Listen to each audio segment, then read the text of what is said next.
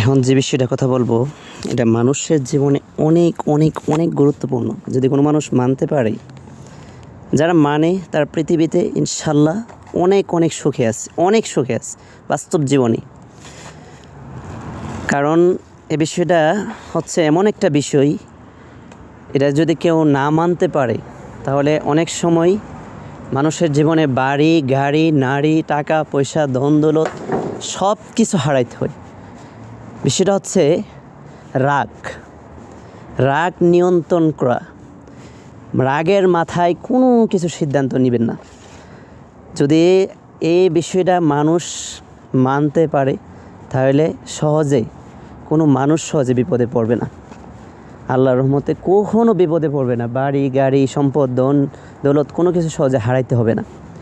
কারণ কোনো ব্যক্তি যদি রাগের মাথায় কোনো সিদ্ধান্ত নেয় তাহলে অনেক সময় পুরো পৃথিবীতে আপনি দেখেন, যেহেতু এখন অনলাইন যুগ, অনেক মানুষ অনেক রাষ্ট্রের অনেক দেশের এবং পুরো বাংলাদেশের খোঁজখবর মানুষ কম বেশি রাখতে পারে। যেহেতু অনলাইনে যে কোনো একটা বিষয় ঘটলে মানুষ অনলাইনে ছাড়ে। দেখবেন যত মানুষ পৃথিবীতে প্রতিষ্ঠিত মানুষ, বাড়ি দিতে হইতেছে, গাড়ি দিতে হয়, জমি দিয়ে দিতে হয় মানুষকে, এবং অনেক সময় নিজেও সারা জীবন জেল খাটতে হয়, ফাঁসির হুকুম আসামি হইতে হয়। এর কারণ সব কিছুর ডিসিশন একটাই, রাগের মাথায় অনেক সময় মানুষ যখন রাগ ওঠে, কোনো মানুষের কোনো ভুল করলে রাগের মাথায় গিয়ে কী করে, কাউকে খুন করে ফেলে, কাউকে মেরে ফেলে, কোনো মানুষের সম্পদ নষ্ট করে ফেলে। মানে যখন মানুষের রাগ থাকে তখন কিন্তু একটা মানুষ বুঝতে হবে, তখন তার ব্রেন মেধা তেমন কাজ করে না। তাকে তখন রাগের মাথায়, হাদিসের মধ্যে আসছে, শয়তান তাকে বর করে রাখে এবং তার পুরা দেহের মধ্যে শয়তান তাকে বুদ্ধি দিতে থাকে। এজন্য রাগ যে ব্যক্তি কন্ট্রোল করতে পারবে, রাগের সময় কোনো ডিসিশন নেবেন না। আপনি পৃথিবীতে যদি সব কিছু আপনি শান্তিতে বসবাস করে, সব কিছু শান্তিতে আপনি সুখ শান্তিতে থাকতে চান, সব কিছু নিয়ে আপনার পরিবার, আপনার বাবা মা, আপনার ভাই বোন, আপনার সম্পদ আদি, আপনি যা কিছু ইনকাম করছেন, আপনার বাবা মা যা কিছু সম্পদ দিয়েছে, এগুলো যদি সঠিকভাবে ধরে রাখতে চান তাহলে কী করবেন, রাগকে নিয়ন্ত্রণ করতে হবে। কারণ রাগের মাথায় কখনও কোনো ডিসিশন নেবেন না। যখন আপনার কোনো বিষয়ে কোনো মানুষ আপনাকে, ধরেন আপনার হাতে কেউ কোনো কূপ দিয়ে ফেললো, কেউ আঘাত করে ফেললো, হাতটা ভেঙে ফেললো, আপনার এখন ক্ষমতা আছে, পাওয়ার আছে, আপনি রাগের মাথায় পুরো তাদের ফ্যামিলিকে আপনি গুলি করে হত্যা করে ফেললেন, না, হবে না। বা আপনার হাতে কেউ আঘাত করলো, আপনার অন্য হাতে শক্তি আছে, বা আপনার আরও 2-3 বন্ধুবান্ধব পাশে দাঁড়িয়ে রয়েছে, আপনার রাগের মাথায় আপনি বললেন তাকে খুন করে ফেলো, হবে না। এরকম অনেক ঘটতেছে। রাগের মাথায় অনেক মানুষকে খুন করে ফেলে, পরে এক পর্যায়ে তাদের কি হয়, বাড়ি গাড়ি সব কিছু হারাইতে হয়। এক পর্যায়ে ফাঁসির আসামি হিসাবে সারা জীবন জেলে থাকতে হয়।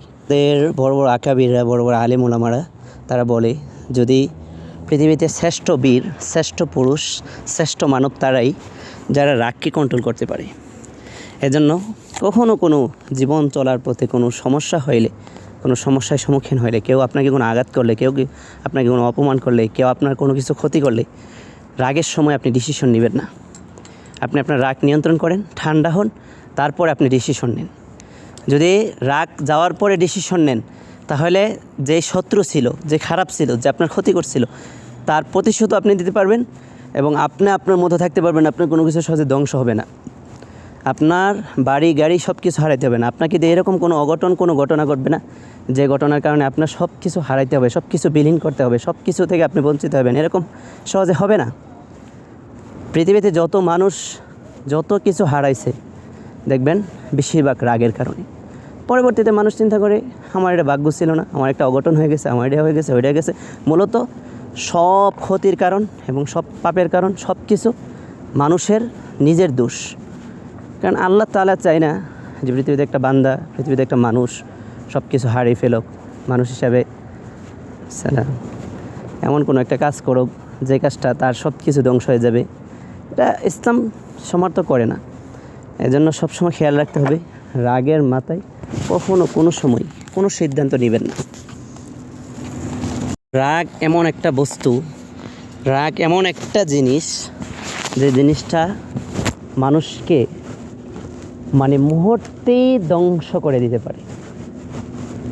এই পৃথিবীতে যত আপনি খুন, মারামারি, খানাখানি, কাটাকাটি, তারপরে যত বিপদগ্রস্ত মানুষ দেখবেন, বেশিরভাগ মানুষ 95% মানুষ দেখবেন তাদের নিজের ভুলের কারণে, রাগের মাথায় সিদ্ধান্ত নেওয়ার কারণে মানুষ ক্ষতিগ্রস্ত হয়। তবে যাই হোক, মানুষ যতটা জানে ততটা অনেক সময় মানতে পারে না। মানার হচ্ছে কামিয়াব, মানার হচ্ছে সফলতা।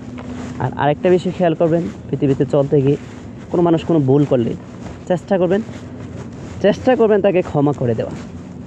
কিছু কিছু ভুল আছে যেগুলো মানুষ করে ফেলে বা ক্ষতিগুলো করে ফেলে কারো মানুষের লাইফে, তখন এটা দেখা গেছে তাকে বিচার করলেও দেখবেন আপনার কোনো এখানে কোনো সফলতা আসবে না বা আপনার এখানে সেই ক্ষতিগ্রস্তটা পূর্ণ হবে না। তো চেষ্টা করবেন ক্ষমা করে দেওয়ার জন্য। আর যদি বন্ধুবান্ধব পরিচিত লোকদের মধ্যে কোনো ভুল করে, চেষ্টা করবেন এই গুণটা রাখার জন্য যে তাদেরকে ক্ষমা করে দেওয়া। যে কোনো বিষয়ে যদি পারেন, মানে আপনার সাধ্য হয় যে ক্ষমা করলে এখানে আপনার, যদি এখানে তাকে বিচার করেন আপনার কোনো লাভ হবে না বা এই যে জিনিসটা ক্ষতি হইলো সেই সাফল্য বা সেই জিনিসটা আপনি ফিরে পাইতেছেন না, তাহলে তাকে বিচার না করে চেষ্টা করবেন তাকে মানে ক্ষমা করে দেওয়ার এবং চেষ্টা করবেন তাকে মাফ করে দেওয়ার। যদি বন্ধুবান্ধবকে মাফ করে দিতে পারেন বা ক্ষমা করে দিতে পারেন পরিচিত লোকদেরকে, তাহলে একটা উপকার কি জানেন, পরিচিত মানুষরা কখনো আপনাকে সহজে, কিছু কিছু মানুষ ভুল করলে তাদেরকে ক্ষমা করে দেওয়া, আর কিছু কিছু ভুল আছে যেগুলো মানুষ করলে ধরেন আপনি তাদের বিচার করলে এখানে আপনার কোনো ক্ষতিপূর্ণ তারা দিতে পারবে না বা আপনার বিচার হবে কিন্তু এখানে আপনার কোনো লাভ হবে না, আপনার যেটা ক্ষতি করে ফেললো সেই জিনিসটা ফিরে পাইবেন না। ওইগুলো চেষ্টা করবেন ক্ষমা করে দেওয়ার জন্য। আর যদি এরকম কিছু ভুল করে যে আপনি তার বিচার করলে সেগুলা সে ক্ষতিপূর্ণ দেওয়ার মতো সে তৌফিক আছে বা সেই সমাধানে আসতে পারবে, বা সেই যদি সমাধানে আসে আপনি তাকে ক্ষমার সুযোগ দিলেন বা আপনি তাকে বললেন শুধরাই যাওয়ার জন্য এই ভুলগুলো যেন সে সামনে আর না করে, এবং যেগুলো করছে ওগুলো যদি আপনি তাকে বিচার করেন হয়তোবা আপনার অনেক উপকার হবে, এখানে অনেক লাভবান হইতে পারবেন। তখন আপনি ওই বিষয়গুলা বিচার করার চেষ্টা করবেন, সেটা আপনার আপনজন হোক আর বন্ধুবান্ধবের মধ্যে হোক, দূরের মানুষ হোক। কিন্তু সবসময় চেষ্টা করবেন যে কাছের হোক দূরের হোক, ভাই বোনদের মধ্যে হোক, মানে পরিচিত বন্ধুবান্ধব তাদেরকে ক্ষমা করে দেওয়ার। ক্ষমা করে দিতে পারলে আপনাকে যখনই সে হারাইবে আপনাকে সে অনেক ফিল করবে, অনেক কান্না করবে, আপনার কথা মনে পড়বে, বুঝতে পারবে যে এমন মানুষ পৃথিবীতে আপনাকে সে পাইছে যে যার কাছে অনেক ক্ষমা করার পরেও সে কখনো তার প্রতিশোধ নেই, ক্ষমা করে দিছে। অনেক ভুল করার পরেও তাকে ক্ষমা করে দিত আমাদেরকে, অনেক ভুল করার পরেও আমাদেরকে সে মহাব্বত করতো, এবং অনেক ভুল করার পরেও সে ক্ষমা করে আবার পুনরায় মহাব্বত করতো। এরকম যেন গুণান্বিত মানুষ হইতে পারেন চেষ্টা করবেন।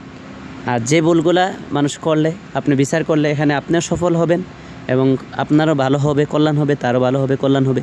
ওই ভুলগুলা বিচার করার চেষ্টা করবেন। অনেক কিছু ভুল আছে যেগুলা আপনি যদি বিচার করেন সে শুধরাইলে তারও উপকল্যাণ হবে এবং আপনারও ক্ষতিগুলা পূর্ণ হবে। ওইগুলা সহজে মানে ক্ষমা দিবেন না, চেষ্টা করবেন শরিয়া অনুযায়ী বিচার করার।